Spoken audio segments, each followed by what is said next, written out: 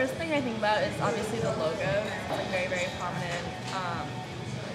I know they've sued plenty of people for like trying to be like too close to Starbucks. They've gotten sued multiple times just because like the logo is so close and it's like such a visible symbol of like that entire empire. It's like a culture in certain places. Like people collect like little Starbucks gift cards, even though like like ones with no money on them, just because they're like little collectibles. They brand everything, and it's because people like look to see it as like a hobby, like that they collect something. No, I've seen the logo in lots of places, but I'm unaware of seeing the advertisement. Partly because I don't drink coffee, and I never have, and partly because I suspect they go for subtler uses of their logo, because I don't really read magazines. I can't remember ever seeing one on a CNN news page, web page.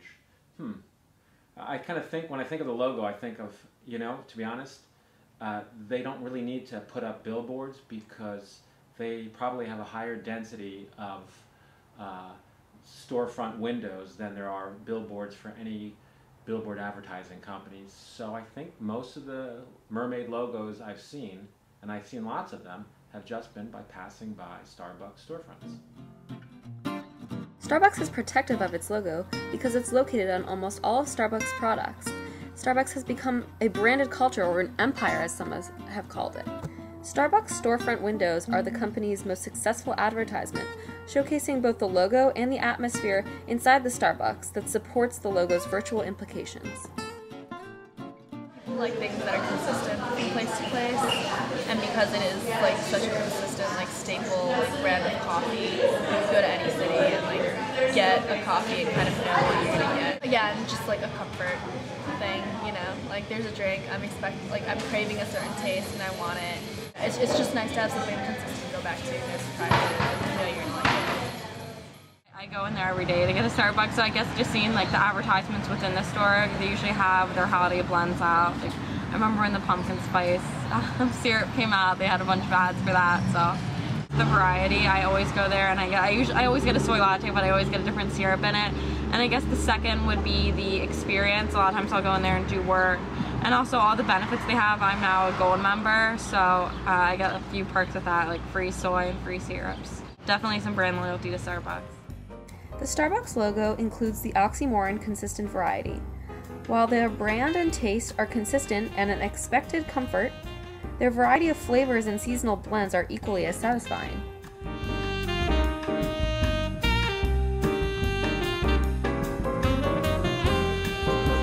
I guess there are stereotypes, right? But I feel like that's like any coffee shop, like there's like the business person on like their Bluetooth, like chattering away at like a million miles an hour, ordering their coffee, and then there's like angsty writer in the back, like with his like espresso in the corner.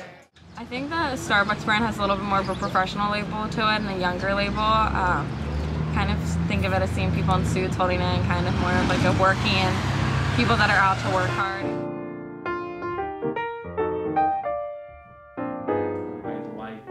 It is kind of like a living room, and the chairs and there's often like a lounge area, and it's usually a few degrees warmer, whether it's than it is in other stores. So it's comfortable. I like that it feels comfortable. The tones are usually dark and woody there, and sort of convey relaxation. Like the layout of the stores are all set up the same way. They use the same containers, like the same labeling system.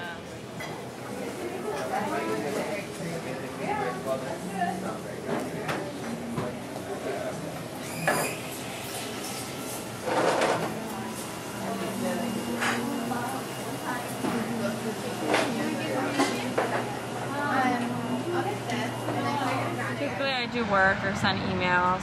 In the summer I used to sit in there all the time when it was a little less busy. And I really like it too because they have free Wi-Fi, and it's a little more comforting than sitting in the library. Occasionally I go in there for their internet connectivity, their Wi-Fi. But again, usually if I'm with somebody or I like caffeinated beverages, but they actually don't have much other than coffee, and I don't drink coffee. So I really go in, and it's usually because I'm going in with a friend or colleague. Social, collegial work reasons. Honestly, like the culture, I think, is very geared towards like a social setting. You're either here for friends or you're here for Wi-Fi. I mean, I know personally, like, I don't really like working here because it's loud. I think the majority of the people that are here for like the social atmosphere, you know, like a date or like catch up with a friend. The atmosphere in every Starbucks is consistent and designed to feel as comfortable as your own living room, complete with Wi-Fi, a hit feature. One can do work, socialize with work affiliates, or socialize with friends and even baristas. Therefore, the atmosphere gives the virtual logo its association with both social and work-related business. Starbucks is the most prevalent coffee shop in the world, with consistently positive feedback. But how has it been mediated to the world? My studies have pointed to the logo and the virtual feelings and thoughts associated with the logo. These involve feelings of relaxation and a comfortable setting for both work and social get-togethers, which stem from the coffee shop's atmosphere. The familiarity with the Starbucks logo, products, and culture is comforting, establishing Starbucks as an empire built upon a logo, the Mediated Mermaid.